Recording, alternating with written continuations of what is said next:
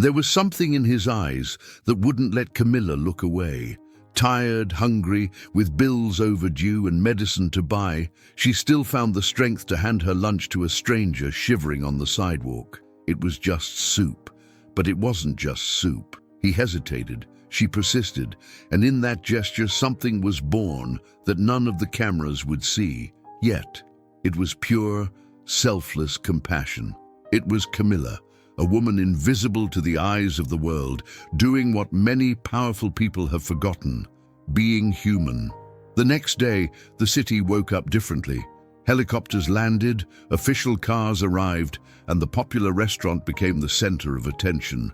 The waitress who had donated lunch now stood before officials, reporters, and microphones.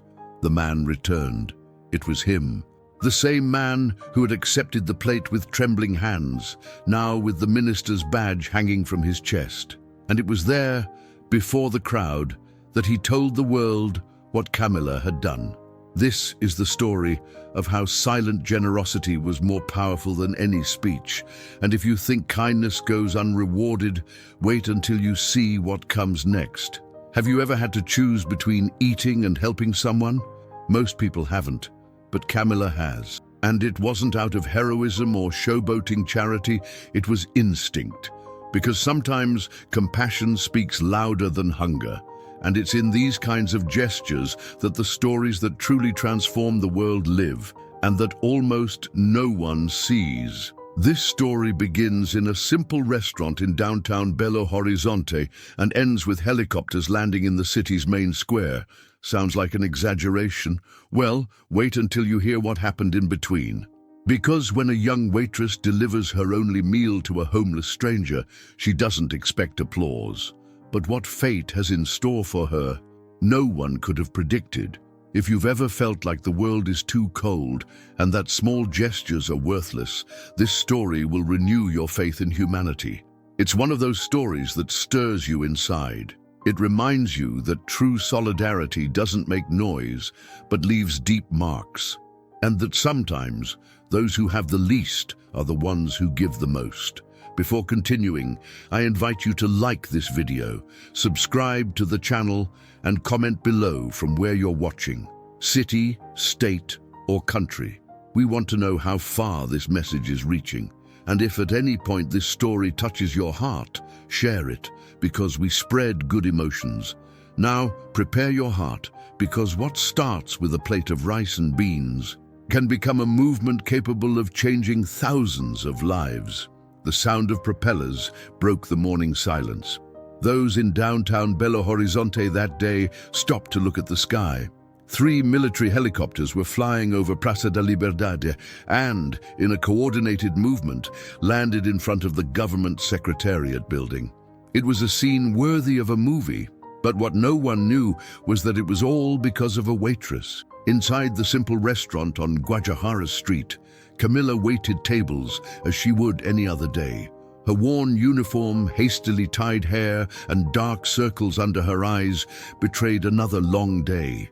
When 2 men in dark suits opened the door and asked for her, everyone froze. "Camila dos Santos," they asked firmly. She nearly dropped her glass from the tray. Her head was spinning with doubts. Had she made a mistake? Was she being mistaken for someone else? But the men showed their credentials and were clear. They needed her to accompany them. Colleagues looked at each other. Customers whispered. Camilla, frightened, could only take off her apron and follow. Outside, the sound of helicopters still echoed, and she, without knowing it, was about to experience the most incredible chapter of her life. Camilla woke up every day at 4:45 a.m., with her cell phone alarm playing a soft song she already hated. She'd make her grandmother's black coffee, sort out her morning pills, and head out in the dark to catch the first bus. The restaurant where she worked was simple but bustling, and she already knew the customers by name and by their orders too. Between trays, counting change, and puns from the customers, she tried to smile with what little energy she had left. The dream of studying literature at a public university was left behind in her 3rd semester. Her grandmother, who raised Camilla alone, had been diagnosed with heart problems, and someone needed to care for her. Double shifts and restless nights became routine. At the end of the month, there was always a dilemma, food or medicine. But she never complained. Anyone who passed by her saw only a strong, hard-working young woman and perhaps never imagined what she carried inside. Even with her tight life, Camilla had a gift. She saw others. She helped the homeless with what she could, shared lunches, and never let anyone hungry pass by the restaurant door. Her colleagues called her stupid for this, but she knew those who live in scarcity learn to appreciate the little things, and what the world didn't yet know was that Camilla's little was about to move mountains. It was an ordinary Tuesday when everything began to change. Camilla was replacing the cutlery at the counter when two men in ties entered the restaurant.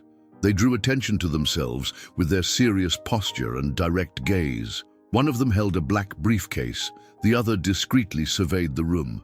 Everyone stopped what they were doing. "Camila dos Santos?" one of them asked, while the other flashed an official ID. Her heart raced. She thought of 1,000 things: debt, confusion, a false report. She'd never been involved in anything illegal. Her hands were shaking, but she nodded anyway and walked toward them. It was then that she heard, "We need you to come with us. This is a very important matter." The kitchen fell silent. Her colleagues looked at each other blankly. Camilla took off her apron, grabbed her bag, and walked slowly as if walking in the dark. Outside, helicopters still circled downtown.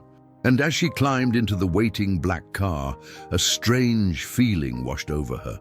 A mix of fear, confusion, and a premonition that somehow all of this was connected to a gesture she had made. With her heart, the car traveled familiar streets, but went further than Camilla had imagined. It stopped in front of the Mangabeira's palace, the official seat of government in Minas Gerais.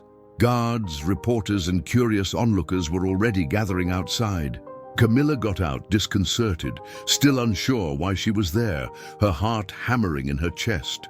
She was led through wide corridors to an elegant meeting room where everything seemed too big for her. Suddenly, a door opened, and a tall, well-dressed man entered with a calm smile. "Camilla, it's good to see you. My name is Raúl Medeiros, and I'm the Minister of Social Reconstruction," he said, extending his hand. She froze. This was the same man who, the day before, had accepted her lunch on the sidewalk outside the restaurant. Her mind tried to piece it together, but nothing made sense. I don't understand," she murmured. Raúl smiled tenderly and said, "Last night you did something no one has done for me in a long time. You shared what little you had with someone you didn't even know, and it didn't go unnoticed." In that moment, Camilla realized her world, made of invisible sacrifices, had just been noticed for the first time. Raúl Medeiros sat across from Camilla with the serenity of someone who's seen a lot, yet still moved by the essentials. "Yesterday, I was wet, cold, and lost. I just wanted a warm place to breathe, and you, even without knowing me, gave me your only meal." Camilla looked away, unsure whether to smile or cry. "At that moment, I realized there's one thing not every position has given me: authenticity. And you offered that to me with a simple lunchbox and a silent gesture," Raúl continued. Camilla tried to absorb those words. She, who had always been ashamed of her own condition, was now viewed with admiration by one of the most influential figures in the country. The minister explained that he was undertaking an anonymous journey through the streets as part of a personal experiment. He wanted to understand firsthand the suffering that the reports didn't reveal. And it was there, amidst the concrete and the rush, that I found someone who saw me as a human being.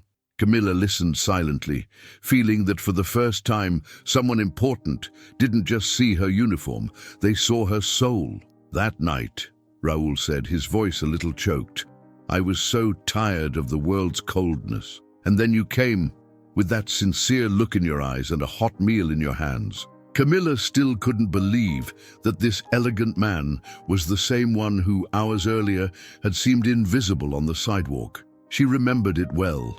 The icy wind, the cooling lunchbox, and that intuition that pushed her out of the restaurant. Raoul said he hadn't planned on being recognized. He was going undercover to see the country with his own eyes, without filters, without security, without a prepared speech. And it was you who reminded me why this work is worth it. He became emotional as he recounted how that simple gesture restored his sense of everything, to serve. But now, no longer as a politician, but as a human being. Camilla, humble as ever, tried to downplay what she'd done. It was just lunch, just food. I do this all the time. But Raoul shook his head and replied firmly, "That's precisely why it's so valuable. Because you do it when no one's looking.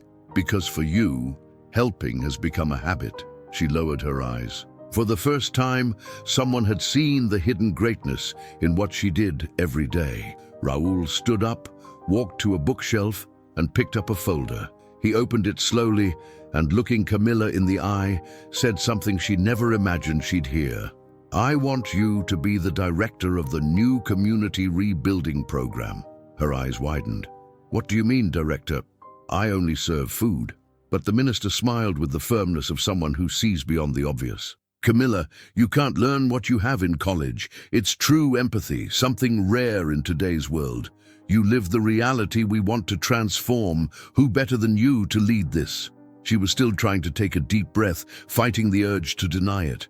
After all, how could someone who barely made ends meet lead a national project? Raoul, sensing her insecurity, added, "Your grandmother will have all the medical care she needs, and you will have support, a team, and training.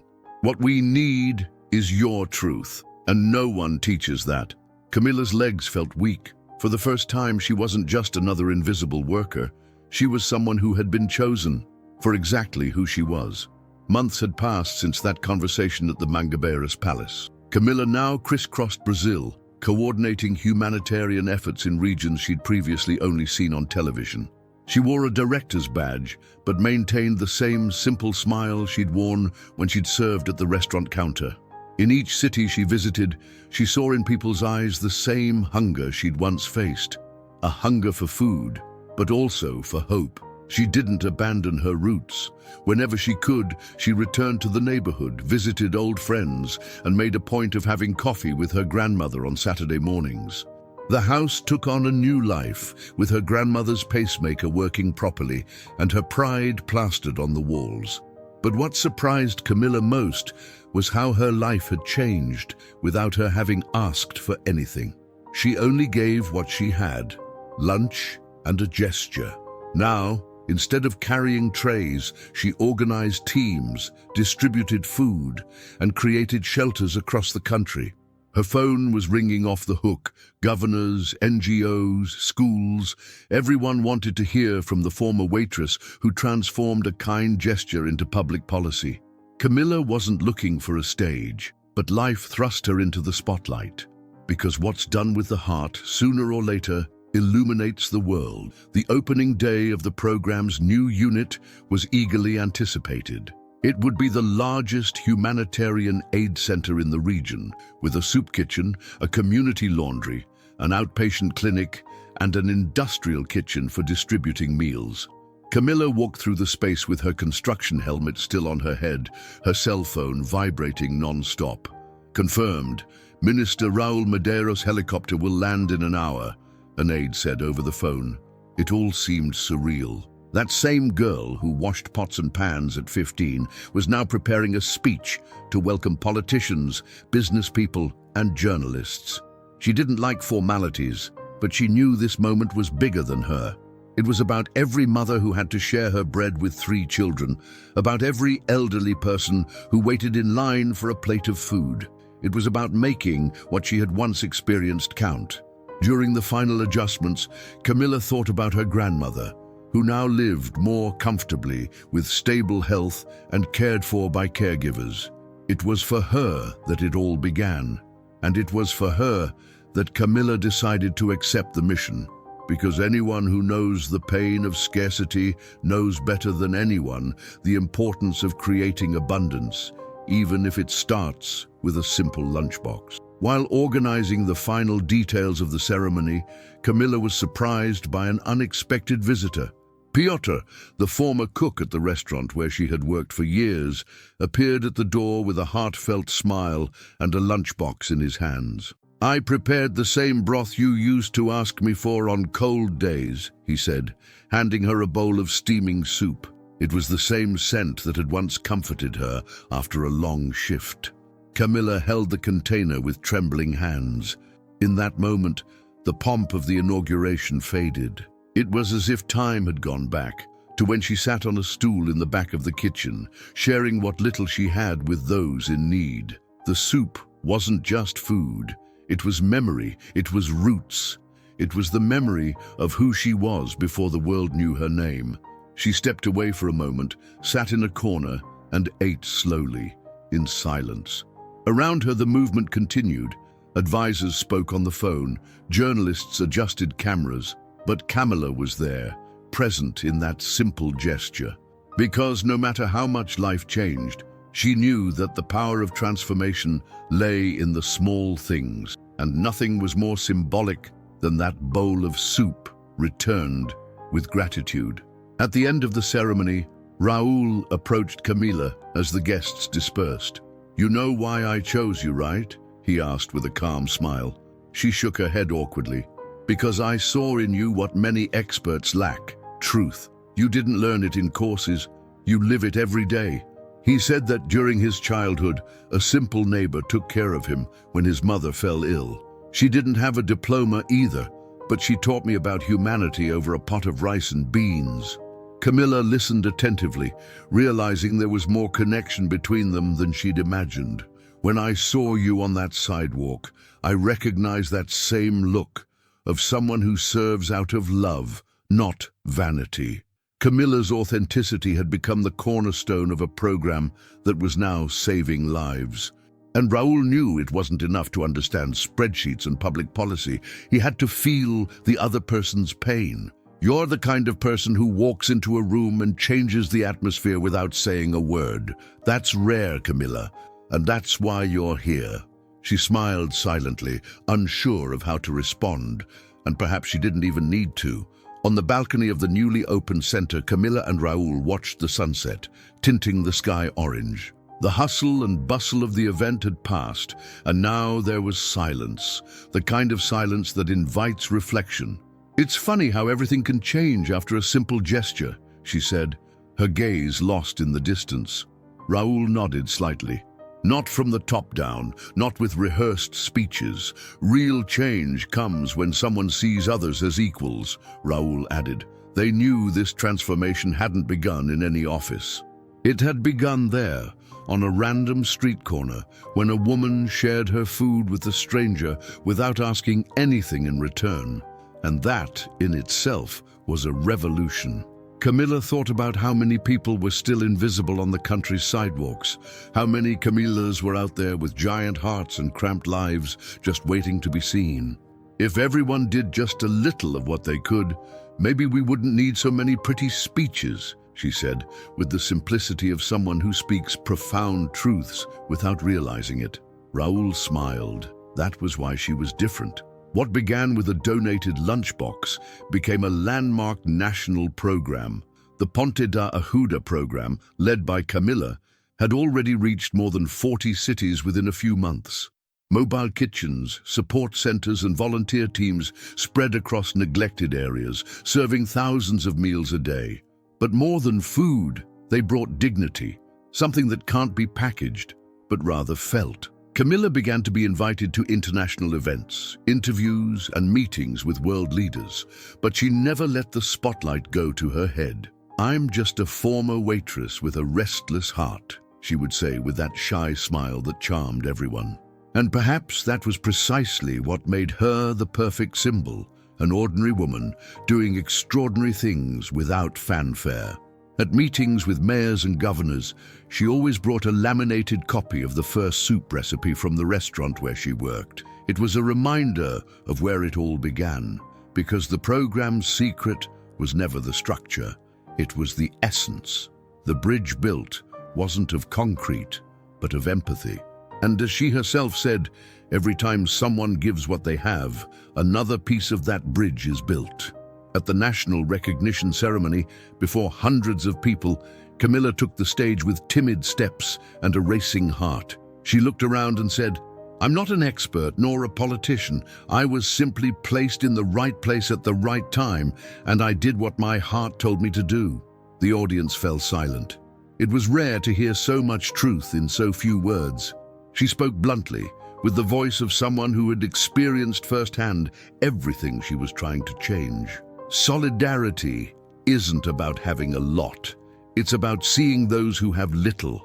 And in that moment, more than applause, Camilla won something greater, the respect of an entire country, because she didn't speak as someone trying to convince, she spoke as someone who had already done it. At the end of her speech, she made a simple request, that everyone there, upon leaving the room, take a little of what they entered with.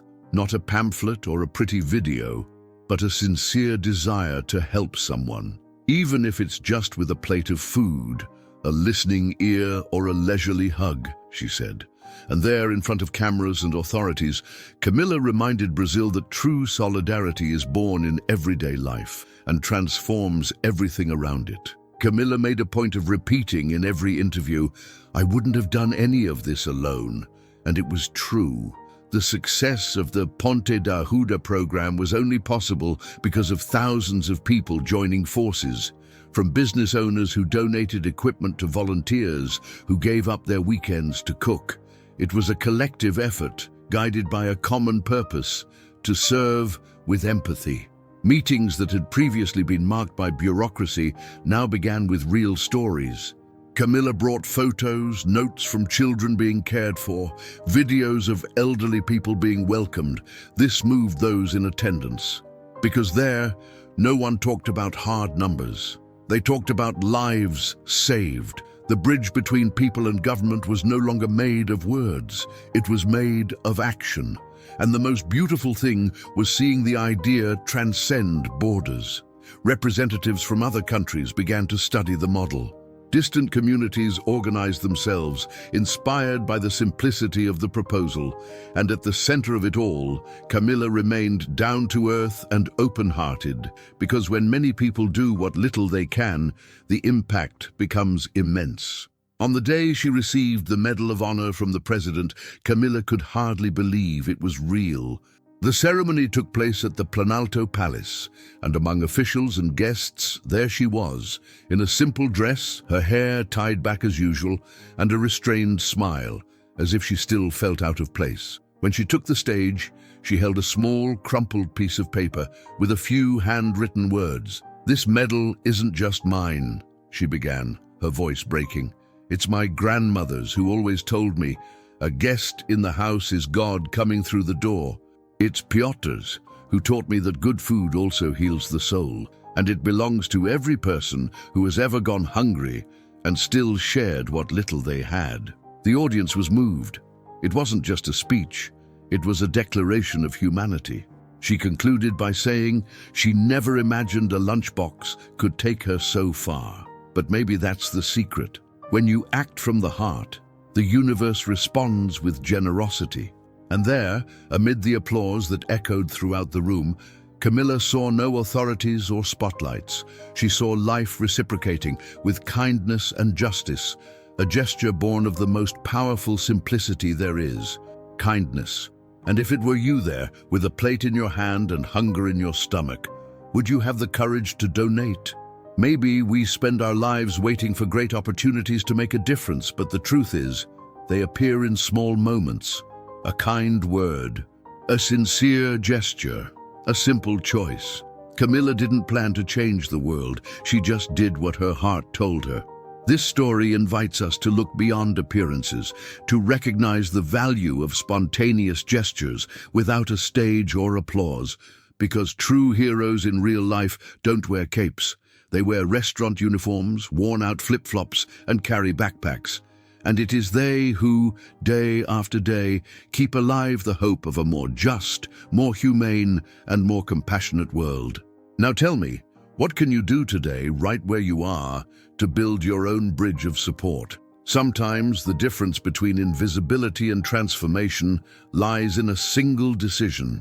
If this story touched your heart in any way, like this video, subscribe to the channel, and turn on notifications. And most importantly, share it with someone who needs a reminder that it's still worth believing in people.